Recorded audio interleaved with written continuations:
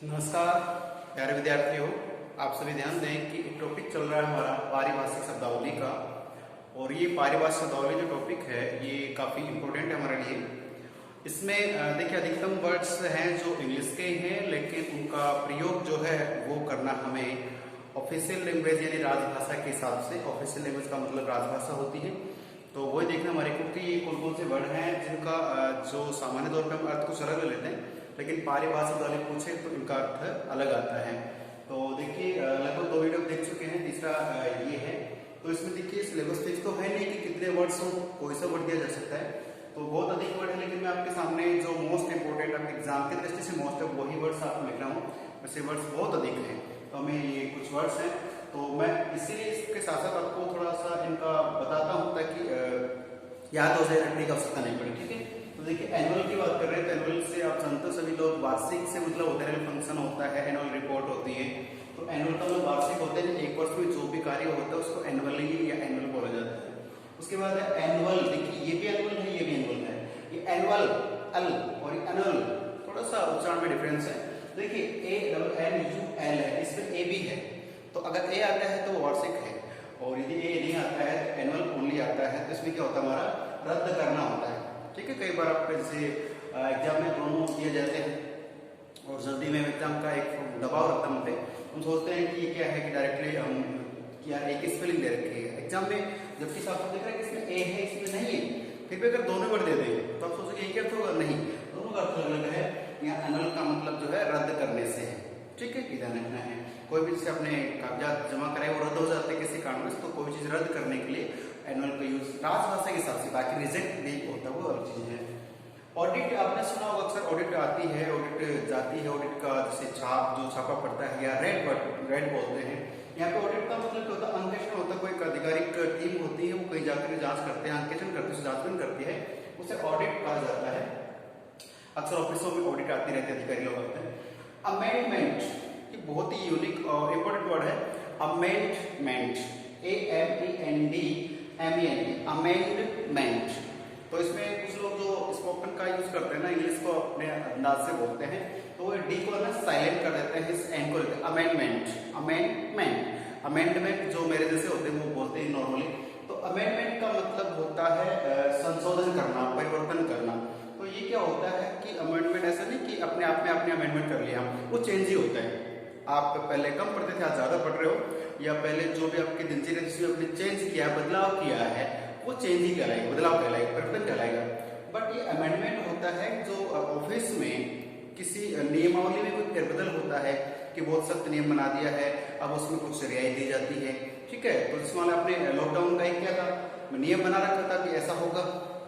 उसमें आप जानते हैं कि जो हमारे संविधान है उसमें कुछ बातें लिखी होती है कि कुछ फैसले ऐसे होते हैं जो केंद्र सरकार राष्ट्र अपने हिसाब से ले सकती है, उन फैसलों के तहत लॉकडाउन लगाते, ठीक है। लेकिन अब उसमें क्या होता है कि जनता की रिक्वायरमेंट के हिसाब से उनमें थोड़ी सी छूट देनी पड़ती है, रियायत देनी पड़ती है। तो क्या देनी पड़ती है, उस नियम में जो बहुत सख्त था उसमें क्या करना पड़ेगा, परिवर्तन करना पड़ेगा, संशोधन करना पड़ेगा, क्या करेगा, अमेंडमेंट होता है। ये आप जानते हैं कि हमारे जो संविधान के अनुच्छेद आर्टिकल्स है वो 395 395 अनुच्छेद शुरू से चल रहे हैं। आज अगर किसी पॉलिटिकल वाले बच्चे से पूछते हो, कहते हैं कि सर ये 395 नहीं है, बदल चुके हैं। कुछ कहते हैं कि जैसे 444 यानी 444 बताते हैं, वो 444 संविधान के अनुच्छेद नहीं है, वो उन्हीं अनुच्छेदों के पार्ट बन जाते हैं। तो उन्हें संशोधन जो किया जाता है, संविधान में कुछ फेरबदल किया जाता है, वो क्या होगा, वो अमेंडमेंट कहलाएगा।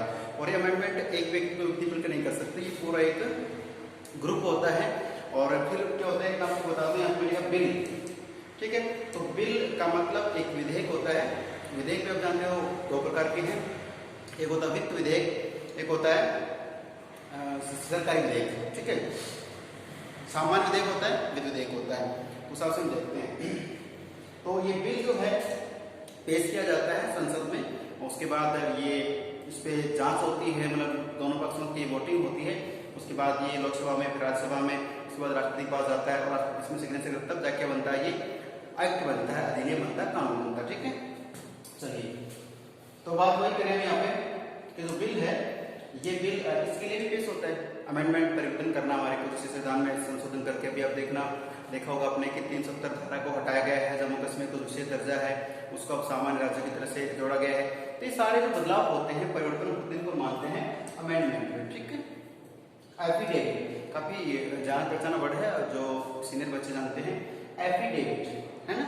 अभी क्या है कि अंग्रेजी में कई लोग है ना ऐसे मतलब अपने मुंह का जर्दा बना लेते हैं, पर चबा चबा के बोलते हैं और सामने वाले के समझ आए नहीं आए। बाकायदा सीधा लिखा हुआ है एफ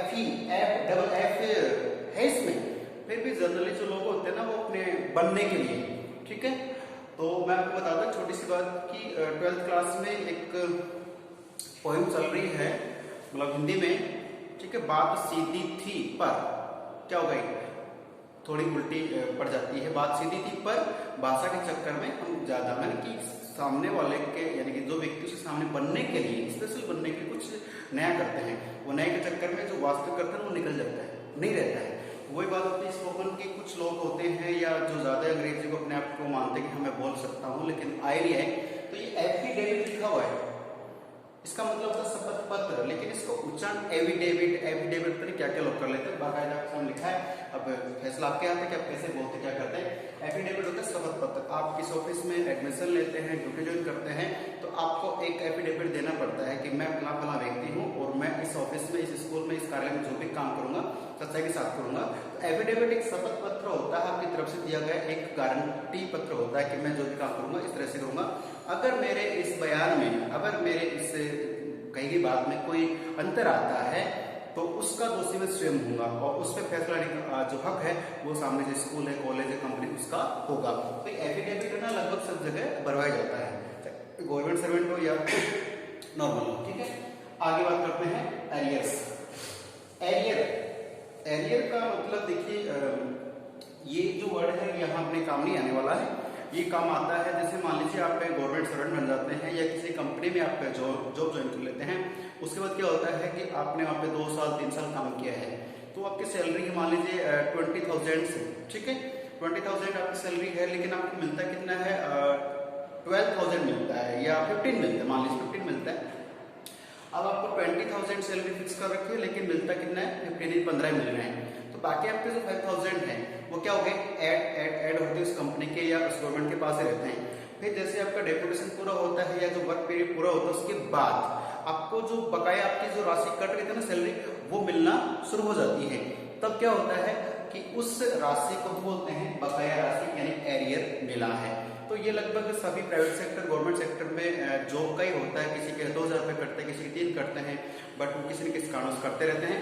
ऐसे हम इसे पीएफ भी कह सकते हैं, करते रहते हैं, बाद में हमें मिलता है तो वो हमारी राशि होती है, बकाया राशि उसे बोलते हैं, ठीक है।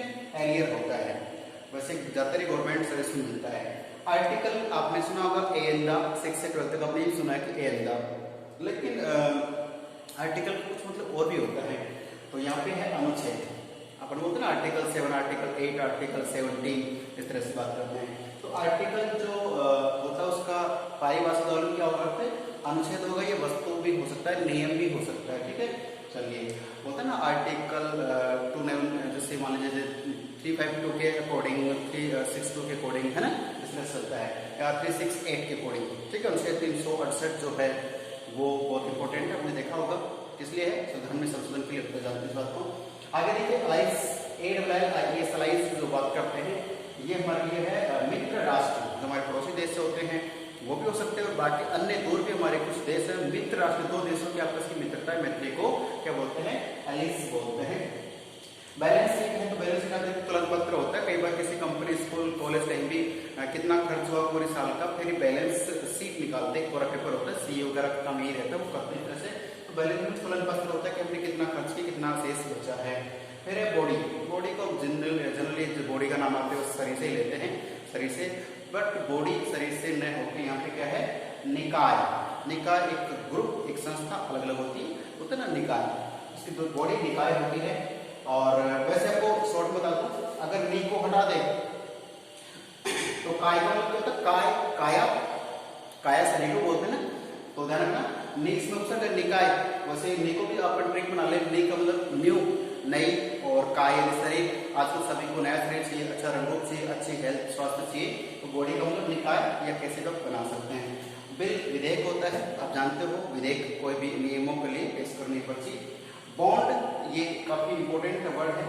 जब आप किसी सर्विस में जाते हैं तो वहां पे आपको एक बॉन्ड भरवाया जाता है, एक पत्र लेटर होता है, उस पर आपको बायोडाटा भरना पड़ता है, साइन करना होता है।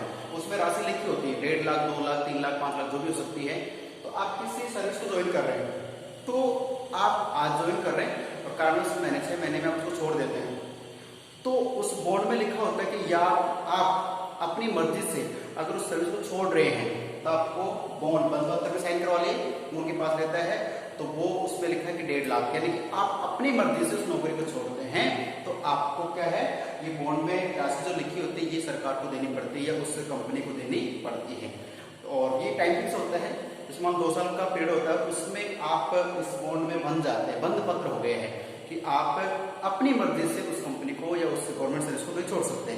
हाँ, आप में कोई कमी आ गई है, जैसे मान लो कान से नहीं सुनता है, कुछ दिखता नहीं है और गवर्नमेंट को लगता है कि कर्मचारी काम नहीं कर पा रहा है, तो कर्मचारी को अगर सरकार या कंपनी निकाले तो ठीक है, आप छोड़ के आते हैं तो बॉन्ड में जो राशि ली गई है ये राशि उसके आपकी सैलरी से कटेगी या आपको डायरेक्ट देनी पड़ेगी, ये पैसा हम गवर्नमेंट या कंपनी को देते हैं, उसे बॉन्ड कहते हैं, बंध पत्र होता है इस भाषा के हिसाब से। ठीक है, चलिए एक्चुअली में होता क्या, जैसे मान लीजिए आप किसी सर्विस में ज्वाइन हुए, गवर्नमेंट सर्विस लग गया, बिजली विभाग में लग गए, तो 2 साल डेपुटेशन रखते हैं हमारे अस्थायी तौर पे।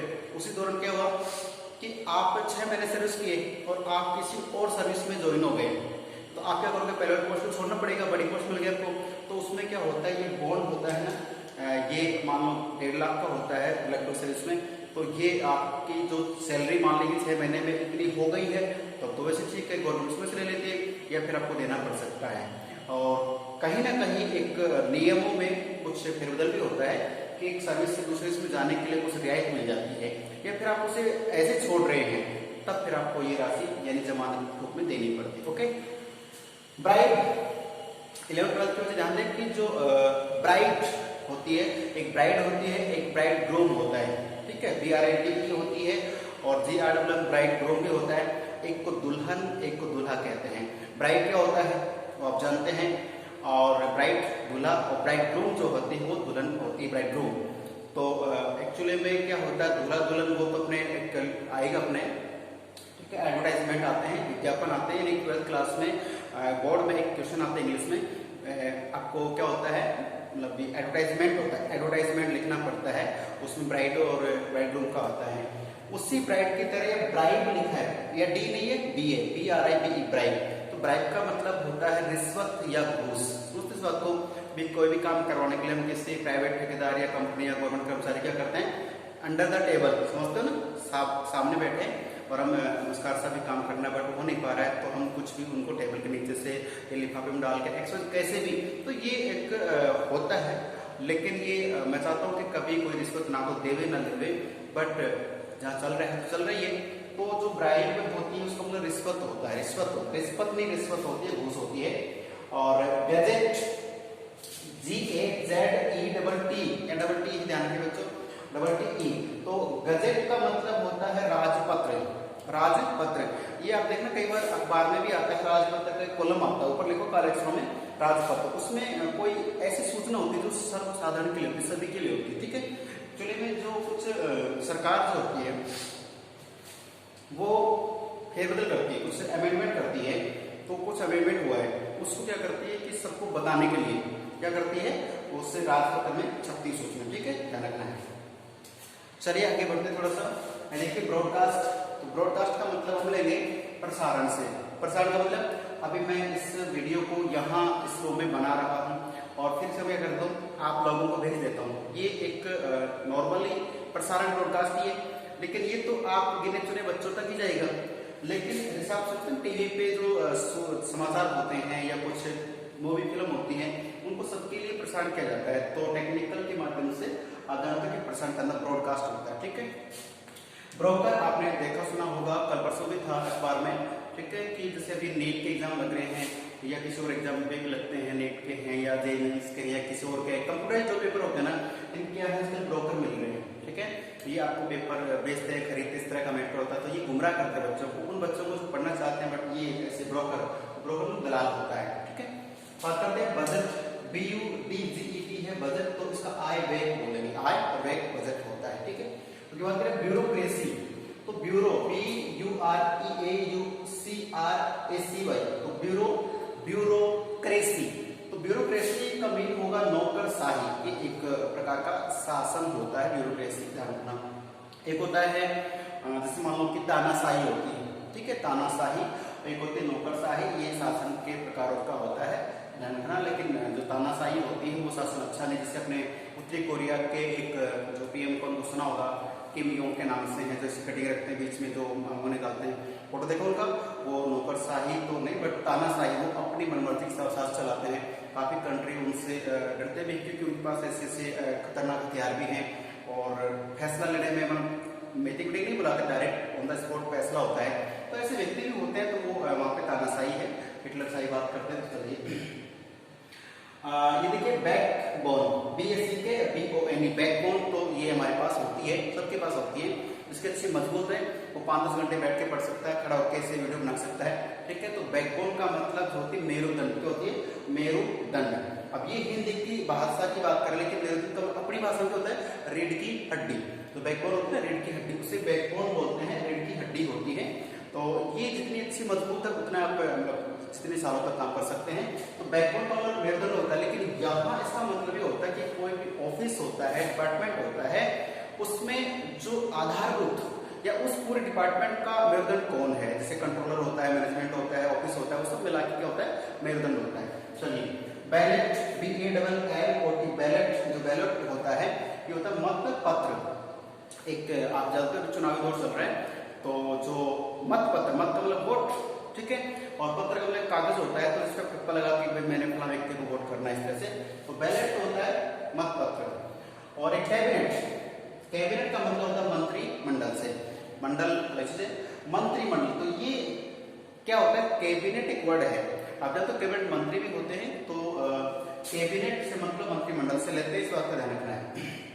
और कैबिनेट के जो मंत्री होते हैं वो हाई लेवल के मंत्री होते हैं, अब वो जो मीटिंग करते हैं, कुछ फैसला लेते हैं, तो वो कानून बनता है, इस बात को जानते हैं। जैसे कैबिनेट मंत्री होते हैं, राज्य मंत्री होते हैं, उप मंत्री होते हैं, अलग अलग प्रकार के मंत्री होते हैं। चलिए बात करें CALLING, कॉलिंग करते हैं, कॉलिंग करते हैं, तो वो कॉलिंग भाई काफी चल रही है, बट उस कॉलिंग का मतलब कुछ और होता है। यहाँ कॉलिंग का मतलब है आजीविका, आजीविका। तो आजीविका आप समझते हो, अर्निंग, पैसा कमाना, और इसका दूसरा तो व्यवसाय भी होता है कॉलिंग का। अब इसका ऐसा नहीं कि सब कर बैठे बैठे कॉलिंग करें व्यवसाय हो जाएगा, पैसा आ जाएगा, नहीं, वो वाला पैसा नहीं आएगा। कॉलिंग का मतलब जैसे ये जो हमारा पारिभाषिक कॉलिंग, इसके हिसाब से कॉलिंग को क्या मानते हैं, आजीविका। ओके चलिए आगे, ये जो वर्ड है ये आ भी चुका है, इसमें से लगभग वर्ड है एग्जाम में आ चुके, वही मैं आपको दे रहा हूँ। सर्कुलर, CIRCULAR, सर्कुलर बोलते इसको, सर्कुलर। तो सर्कुलर का मतलब देखिए क्या है इसमें, परिपत्र। एक था यहाँ पे राजपत्र, एक यहाँ पर है परिपत्र। तो मैं आपको बता दूं कि आपके करीब 4 या 5 नंबर का ये अलग से एक सर्कुलर आता है, जैसे पत्र आएंगे हमारे, अर्थशास्त्र के पत्र है, निविदा है, सूचना है, ठीक है, इस प्रकार के जो पत्र आएंगे हमारे, तो उनका लिखने का ये भी आएगा सर्कुलर क्या होता है, ठीक है। तो ये गवर्नमेंट ऑफिशियल जो लेटर होते हैं उनको बोला जाता है। तो आपको ध्यान रखना सर्कुलर का मेन क्या होता है, परिपत्र होता है, ठीक है, इसमें सरकारी सूचनाएं छपती है, इस बात ध्यान रखना, सर्कुलर परिपत्र होता है। और ये पिछले साल जैसा 2018-19 में आया हुआ भी ध्यान रखना इस बात का। बात करेंगे क्लेम, क्लेम आपने सुना जरूर, किसने क्लेम कर दिया, उसने क्लेम कर दिया, मैं क्लेम कर सकता हूँ। ये क्लेम होता क्या है, हिंदी पारिभाषिक हिसाब से इसको कहते हैं दावा, बोलते हैं ना मैं क्लेम करता हूँ। तो एक्चुअली में एक तो किसी चीज को फिक्स करने के लिए वेरीफाई करते हैं कि हाँ मैंने ऐसा किया, उसकी हमें फुल गारंटी होती है। बट यहाँ जो क्लेम होता है इसमें हम कई बार 2 गाड़ियां मिल जाती हैं, तो एक गाड़ी वाले का अगर गलती है तो दूसरे वाले को क्या होता है, पैसा मिलता है, उसका दावा, वो दावा करता है कंपनी में, उसके बाद में फिर उसे पैसा मिलता है, तो वो क्लेम यहाँ पर है, क्लेम करना, ठीक है, क्लेम मिलना भी होता है।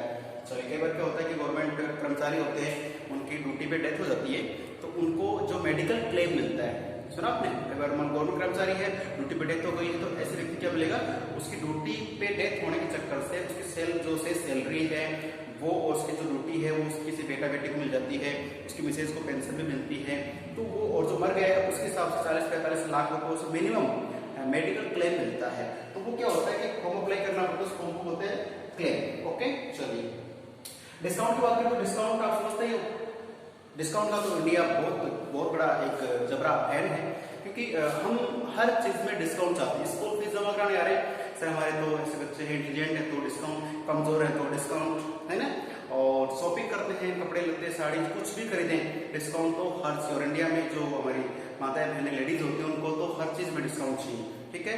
तो डिस्काउंट का मतलब डिस्काउंट बोल देते हैं, हिंदी में यहाँ क्या होगा, बट्टा होता है, बट्टा।